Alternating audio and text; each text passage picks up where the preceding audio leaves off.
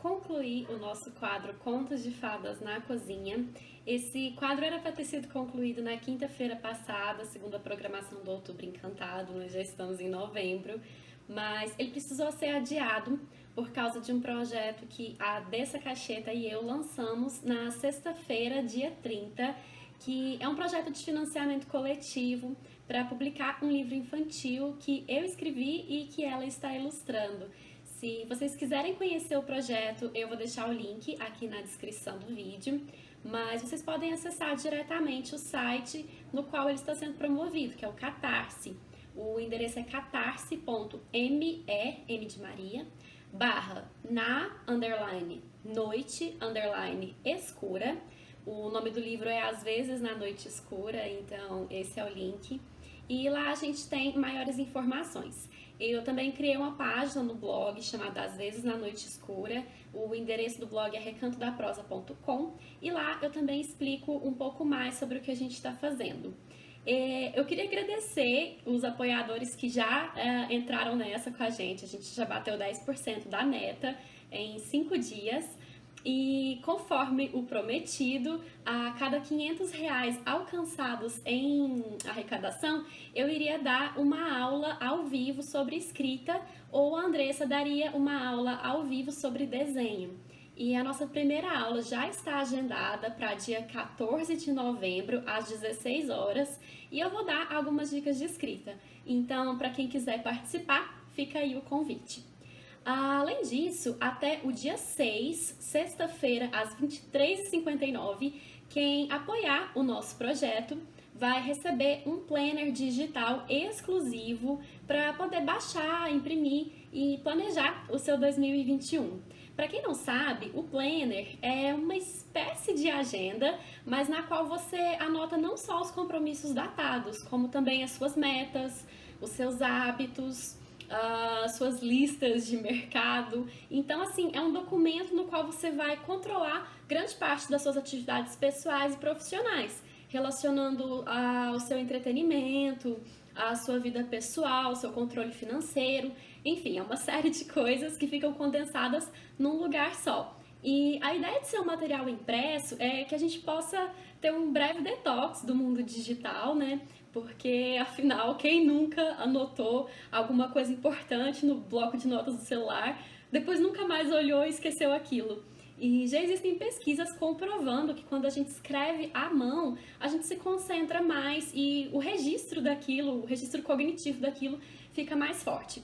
Então, esse é o nosso presente para os nossos primeiros apoiadores, repito. É para quem vai receber, é quem apoiar o nosso projeto até as 23h59 do dia 6, sexta-feira. Então corre lá que ainda dá tempo de você garantir o seu brinde exclusivo.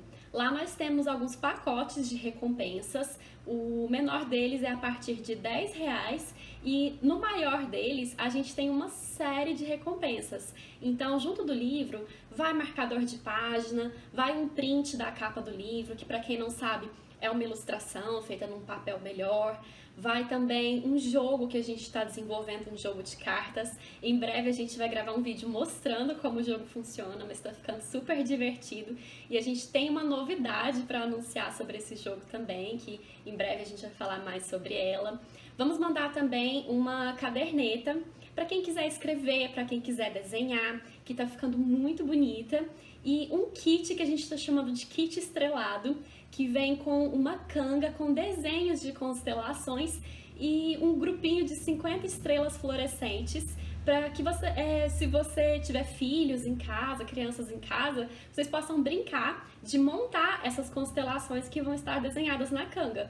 Então tem uma série de coisas super legais que a gente está planejando. Mais uma vez queria agradecer aos apoiadores que já entraram nessa com a gente e convidar quem ainda não conhece o projeto a ir lá dar uma passadinha para conhecer. Mas vamos voltar então aos contos de fadas na cozinha. A história que eu trouxe hoje é uma história relativamente pouco conhecida, porque ela não entrou para a lista de contos de fadas que a gente costuma contar para as crianças. Como eu disse em alguns vídeos anteriores, Os contos de fadas nasceram no meio do povo na Idade Média, numa época em que o conceito de infância não existia. Então essas histórias eram contadas por adultos, para adultos, e as crianças estavam ali no meio, mas não eram consideradas crianças, eram consideradas pequenos adultos. Então essas histórias muitas vezes têm elementos relacionados à sexualidade, à violência, a uma série de coisas que com o tempo foram sendo censuradas para que as histórias fossem sendo adaptadas às crianças. E como eu também já disse, essas histórias elas costumam viajar bastante junto da bagagem cultural que as pessoas levam quando se mudam de país, de região. Então elas vão se transformando à medida que vão tomando contato com culturas diferentes. E a história que eu trouxe hoje, que é a história do Barba Azul, é uma história que tem diferentes versões. Então, assim, a versão que eu vou contar hoje é uma versão que foi registrada pelo Charles Perrault em 1697, mas depois disso os irmãos Grimm também registraram essa história e registraram uma outra que também tem elementos muito parecidos, que se chama O Pássaro do Bruxo. E mais tarde, o Ítalo Calvino registrou também uma versão italiana que se chama Nariz de Prata.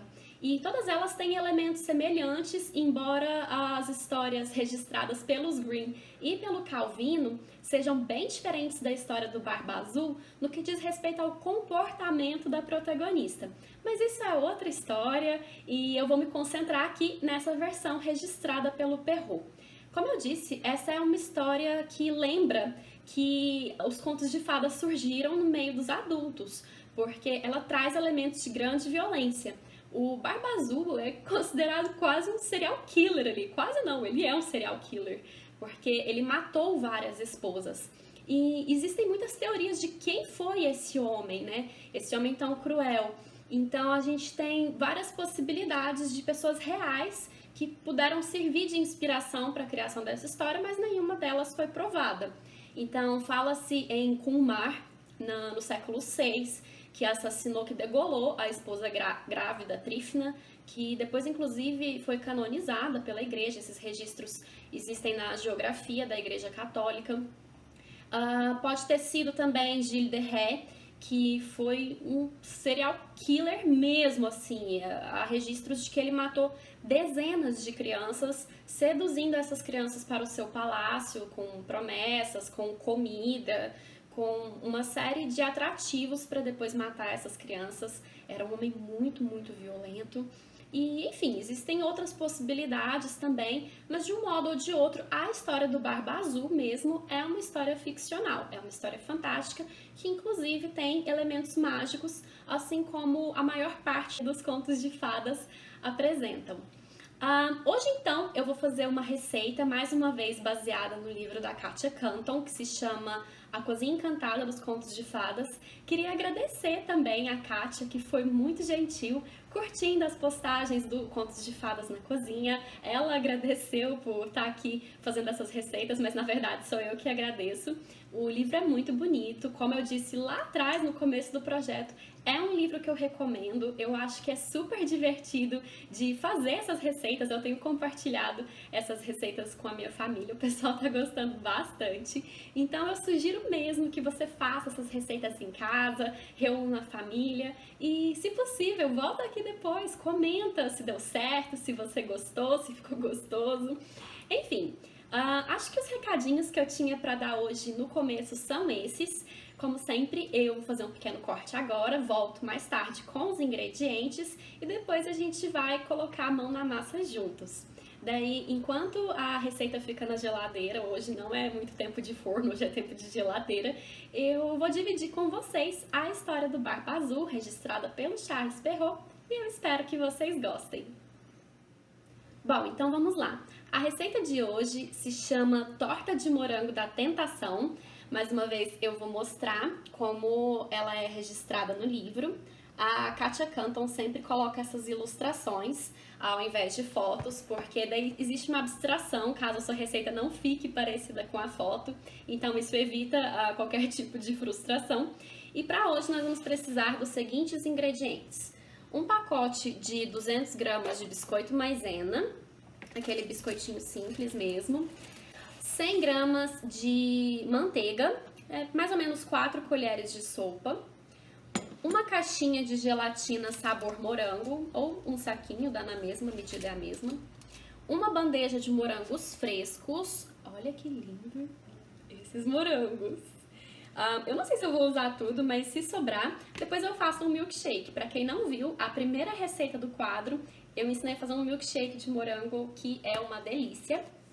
Meio litro de leite, 2 gemas, aqui eu tô com 2 ovos, já vou separar as gemas, porque a gente não vai precisar das claras. No vídeo que eu ensinei a fazer quindim, eu expliquei como a gente pode separar as gemas das claras, mas não jogue as claras fora, você pode guardar, pode inclusive congelar, para depois fazer alguma receita que use somente as claras, como um suspiro, por exemplo. Vamos precisar de 2 colheres de maisena, um pacote de coco ralado, são mais ou menos 100 gramas.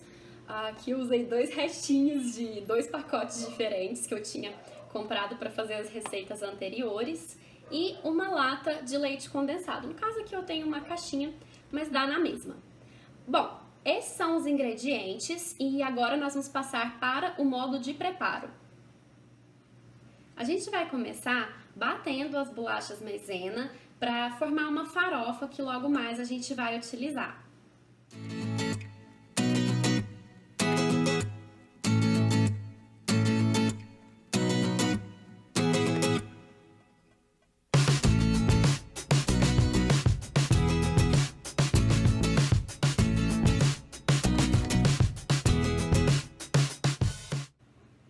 Agora a gente vai pegar a manteiga e vamos colocar aqui na farofa. Como vocês podem ver, ela ficou bem fininha. E daí eu vou misturar a manteiga na farofa até ela ficar com uma consistência homogênea. Bom, eu vou mostrar agora como ficou a farofa depois de misturar com a manteiga. Eu acabei colocando 2 colheres a mais. Então, no livro estão escritos 100 gramas de manteiga, mas eu coloquei 150. O que é normal, a gente sempre vai adaptando as receitas segundo aquilo que a gente acha que vai funcionar melhor.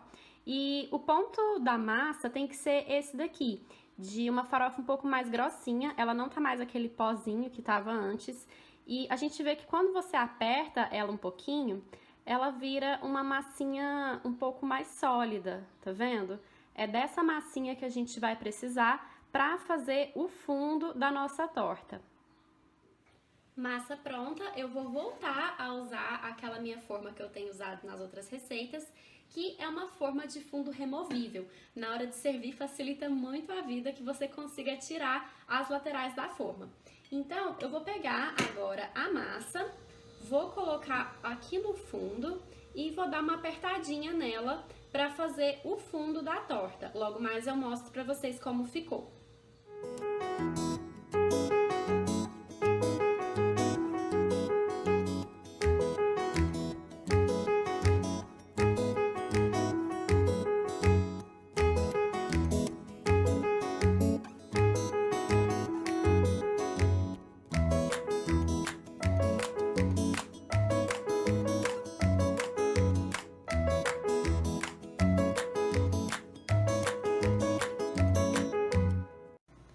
Bom, esse é o aspecto de como ficou o fundo da nossa torta.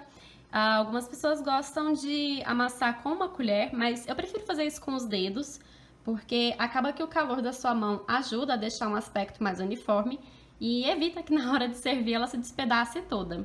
Eu vou deixar o meu forno pré-aquecendo aqui agora, a 200 graus, e enquanto isso eu vou dar uma adiantada nas outras etapas da receita. A nossa próxima etapa é fazer a gelatina de morango. Para quem nunca fez gelatina, as instruções costumam vir na caixinha, no saquinho, mas é super simples. A gente vai ferver 250 ml de água, depois vamos misturar o pozinho bem misturado e quando isso estiver feito, a gente vai colocar 250 ml de água gelada. É só isso. Depois é só colocar numa forminha e levar à geladeira. Nós vamos colocar essa gelatina na geladeira por cerca de meia hora. Não é para deixar ela endurecer totalmente, porque a gente vai precisar de um estado intermediário para poder fazer a nossa torta. Prontinho! Agora que a minha gelatina já está na geladeira e o fundo da torta já está no forno, eu vou marcar 10 minutos para o forno e meia hora para a geladeira. Enquanto isso, a gente vai fazer o creme da torta.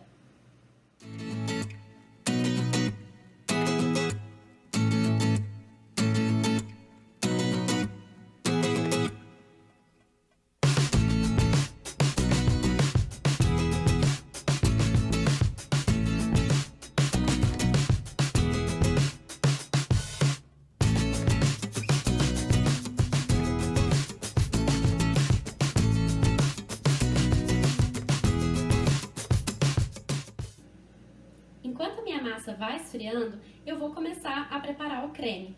Então, a gente vai dissolver 2 colheres de maisena naqueles 500 ml de leite. Vamos usar a colher de sopa. E vamos começar a colocar as coisas na panela.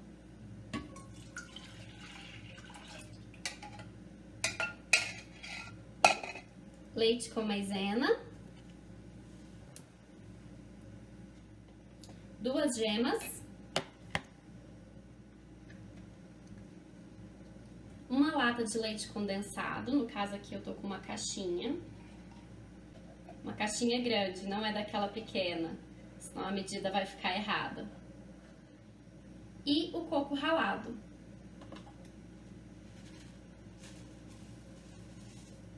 Como eu disse, são 100 gramas. Agora a gente vai mexer em fogo baixo até que esse creme fique com uma consistência um pouco mais grossa. Depois eu mostro pra vocês como ficou. Olha que lindo ficou esse creme. E vocês não acreditam no cheiro delicioso que tá aqui na minha cozinha.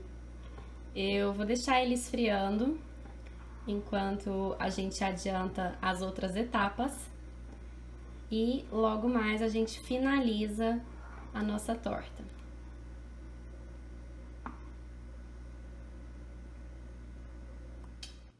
Eu dei uma olhada na gelatina ali agora, achei que ela ainda tá muito líquida, então vou deixar mais um pouco na geladeira.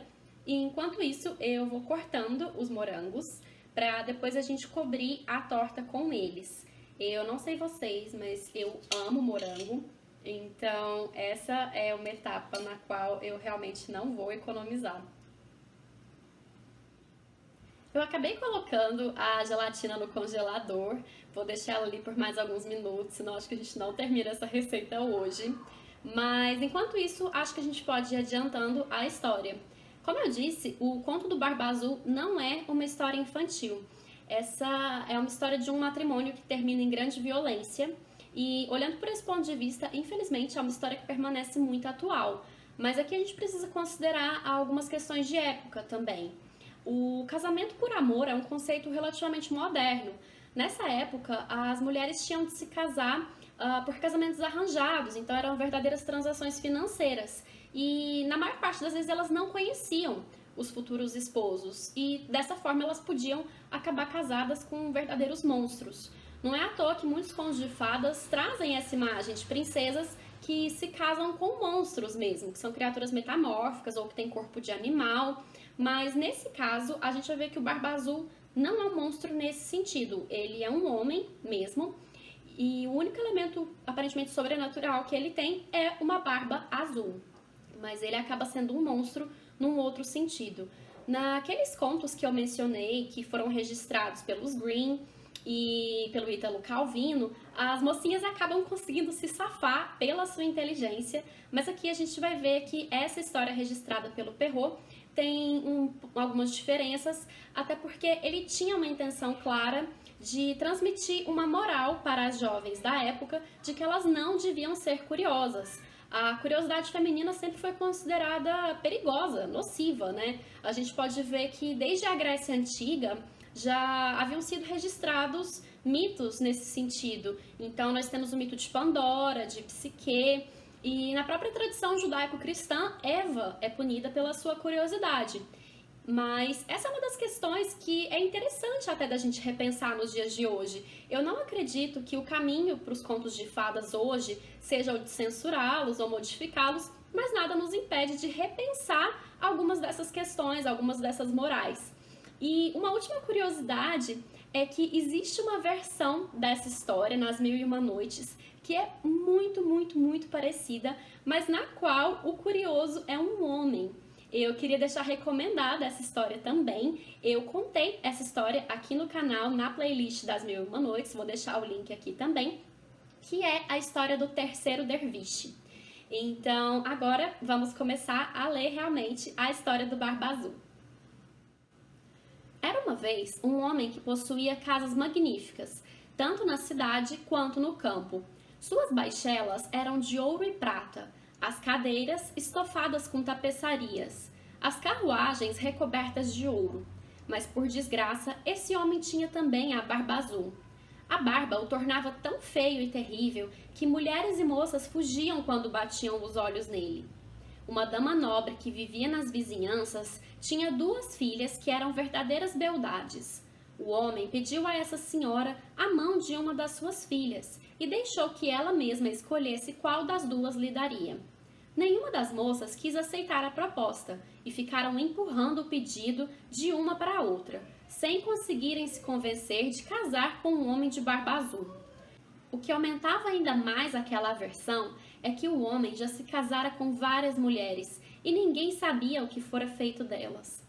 Para criar amizade, Barba Azul levou as moças e a mãe, mais 3 ou 4 das amigas mais íntimas delas e alguns rapazes da vizinhança para uma de suas casas de campo. Lá passaram 8 dias inteiros. Foi uma sucessão de passeios, caçadas e pescarias, danças, banquetes e ceias. À noite, estavam sempre tão ocupados em pregar peças uns nos outros que nunca dormiam. Enfim, tudo correu tão bem que a irmã caçula começou a pensar que a barba daquele homem não era assim tão azul e que ele era de fato um perfeito cavalheiro. Assim que voltaram para a cidade, realizou-se o casamento. Passado um mês, Barba Azul disse à mulher que tinha de partir em viagem para cuidar de um negócio importante na província. Ficaria fora pelo menos 6 semanas. Insistiu que ela se divertisse na sua ausência. Poderia, se quisesse, convidar suas melhores amigas e levá-las para a casa de campo, que as recebesse sempre muito bem. Deu à mulher uma argola com chaves penduradas e disse: "Essas são as chaves dos 2 grandes depósitos. Aqui estão as das baixelas de ouro e prata que não são de uso diário. Essas são as dos meus cofres fortes, onde guardo meu ouro e minha prata.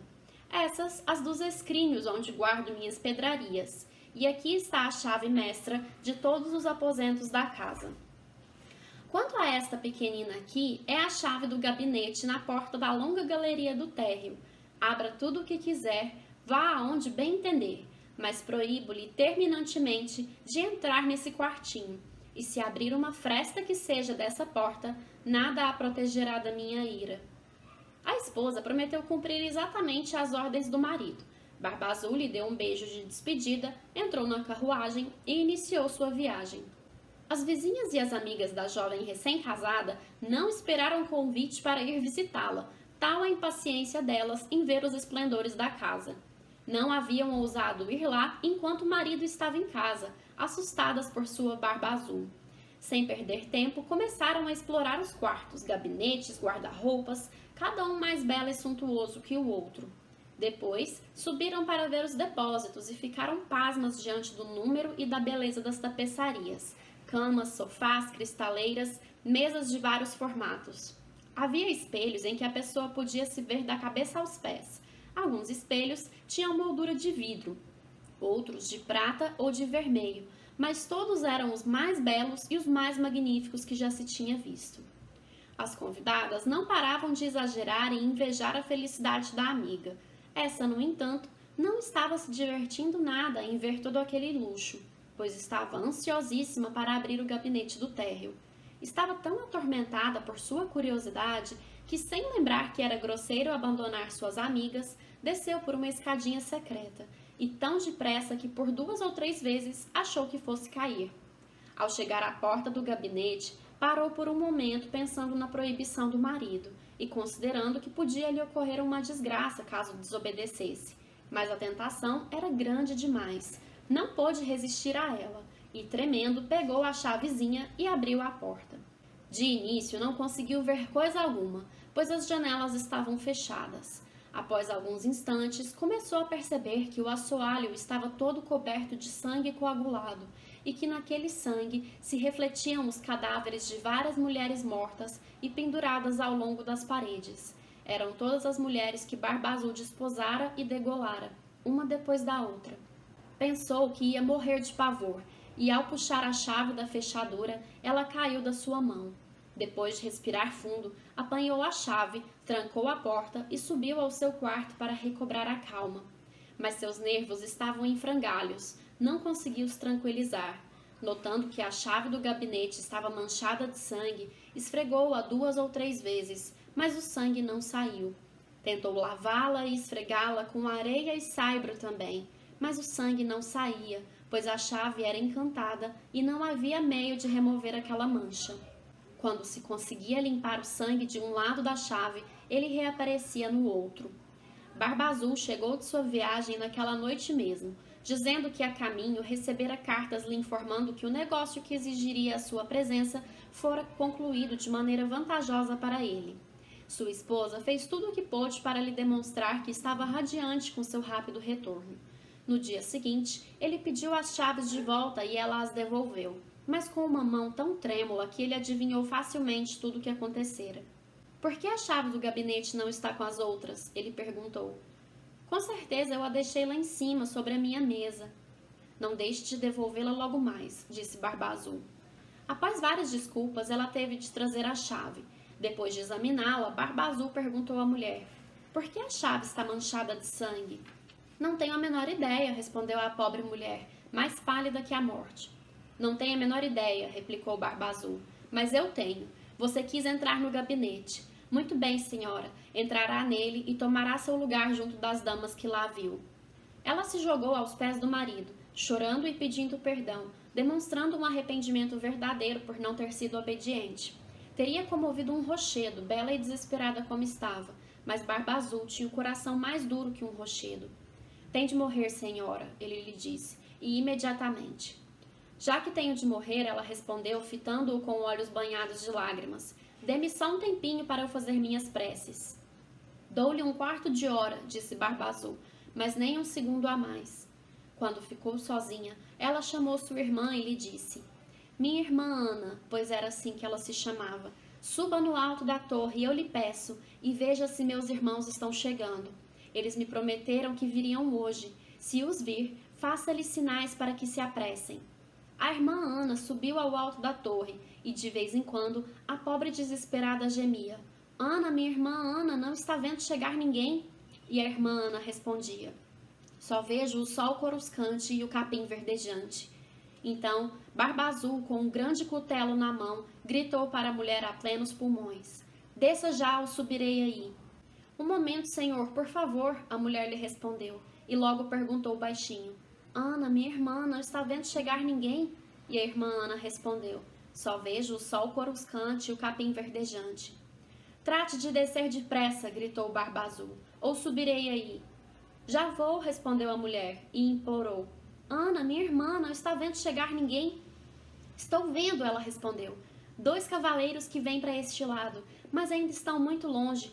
"Deus seja louvado", ela exclamou um instante depois. "São os meus irmãos. Estou fazendo todos os sinais que posso para que se apressem." Barba Azul se pôs a gritar tão alto que a casa toda tremeu. A pobre mulher desceu e foi se jogar aos pés dele, debulhando-se em lágrimas, toda descabelada. "Isso não adianta nada", disse Barba Azul. "Você tem de morrer." Agarrando-a pelos cabelos, com uma das mãos e com a outra erguendo o cutelo no ar, estava pronto para lhe cortar a cabeça. A pobre mulher, voltando-se para ele com olhos moribundos, suplicou que lhe desse um momento para se preparar. "Não", ele respondeu, "recomende a alma a Deus." E erguendo o braço, nesse instante bateram a porta com tanta força que Barba Azul ficou simplesmente paralisado. A porta foi aberta e logo viram entrar 2 cavaleiros que, empunhando a espada, correram diretamente para Barba Azul. Reconhecendo os irmãos de sua mulher, um dragão, o outro mosqueteiro, ele saiu correndo para salvar sua pele. Mas os dois irmãos o perseguiram tão de perto que o agarraram antes que conseguisse chegar à escada. Atravessaram seu corpo com suas espadas e o deixaram cair morto. A pobre mulher, quase tão morta quanto o marido, nem teve forças para se levantar e abraçar os irmãos. Aconteceu que Barba Azul não tinha herdeiros e que, assim, sua mulher continuou na posse de todos os seus bens. Ela empregou parte da sua fortuna para casar a irmã Ana com um jovem fidalgo que a amava havia muito tempo. Outra parte na compra de patentes de capitão para seus dois irmãos. E o resto no seu próprio casamento, com um homem muito direito que a fez esquecer o que sofrera com Barba Azul. Essa foi a história de hoje e eu espero que você tenha gostado. Felizmente, ela tem um final feliz e realiza uma fantasia de todas as mulheres da época de poderem se libertar e escolher com quem elas iriam se casar por ter condições de pagar o próprio dote. Agora acho que podemos voltar para a nossa receita e finalmente terminar a nossa torta. Agora sim, podemos terminar a nossa receita. Tô com tudo pronto aqui. A massinha, que foi ao forno, o creme, que eu deixei esfriando, tirei da panela, coloquei numa travessa para esfriar mais rápido. A gelatina, ela tá com uma consistência relativamente mole, mas é assim mesmo que a gente vai precisar dela. E os morangos picados, eu disse que ia ficar bonito. E agora a gente vai fazer o seguinte, nós vamos colocar o creme em cima da massa, depois a gente vai colocar os morangos decorando por cima do creme e finalmente a gelatina cobrindo tudo. Daí é levar à geladeira e esperar até que o creme adquira uma consistência um pouco mais sólida.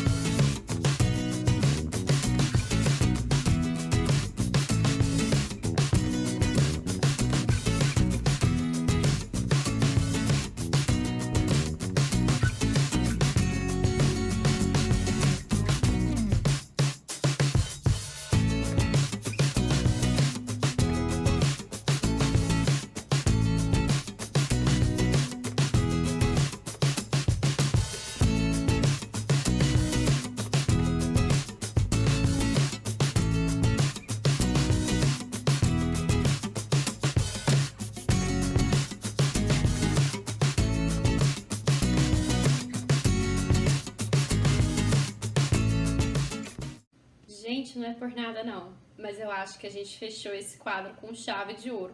Eu não tô acreditando no tanto que esse negócio tá apetitoso. Vou mostrar pra vocês. Tá aí a torta pronta, depois que eu coloquei a gelatina. Agora eu vou levar ela à geladeira por mais ou menos umas 2 a 3 horas antes de desenformar. E na hora de servir, eu mostro pra vocês como ficou e qual vai ser a reação de quem está experimentando. Esse foi o nosso último Contos de Fadas na Cozinha e eu queria reforçar que eu usei principalmente esses 2 livros ao longo do projeto, o Contos de Fadas da Zahar, organizado pela Maria Tatar, e A Cozinha Encantada dos Contos de Fadas da Kátia Canton, publicado pela Companhia das Letrinhas. E dizer que eu me diverti muito nesse projeto. Queria agradecer a todos os que acompanharam, convidar vocês para que vocês se inscrevam no canal. Eu tô sempre criando quadros novos, projetos novos com diferentes abordagens da literatura. Espero que vocês tenham gostado desse quadro, que vocês se interessem também pelos outros projetos que eu venho desenvolvendo. Mais uma vez, queria relembrar que eu e a Dessa Cacheta estamos com um projeto de financiamento coletivo no Catarse. O link está aqui embaixo e que nós temos um brinde especial para quem quiser apoiar o projeto até às 23h59 de sexta-feira, dia 6. Então é isso, um beijo para todos vocês e se cuidem!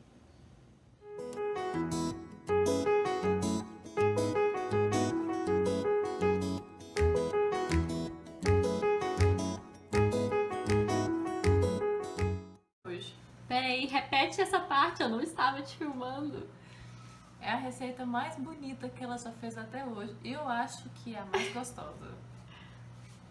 Eu não vou me fazer de rogada, não. Vou pegar um pedação. Pega um pedação, mas você esqueceu o pratinho. Vou comer na mão. Ela é meio mole pra comer na mão. Tem uma consistência ideal pra comer com a mão, não. Vai querer colher ou vai comer com a mão? Come com a mão. Pegou um pratão. É porque tava escorredor. Só pegou um prato de sopa. A pessoa faz bagunça, ela tá escorregando. Dá nada. Eita, nós, olha lá. Serviu bonito. Destruiu o negócio.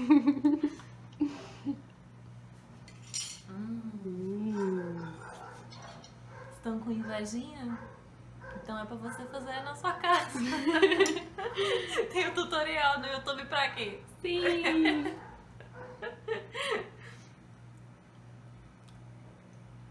E aí? Isso é educação. É muito bom. Não é? Você pôs coco? Eu pus coco. Ficou muito bom mesmo. Legal. Round 2. Nossa, tá tudo escorrendo. Experimentações. Vamos pro Bruno agora. Isso, vamos alimentar o gordinho. Aline, eu serei sempre sua cobaia. Tranquilaço. Eu já saquei do Bruno. Ele vem pra cá quando eu faço receita. Super esperto. Em troca, ele me cede os direitos de imagem. Da qual eu nem tenho.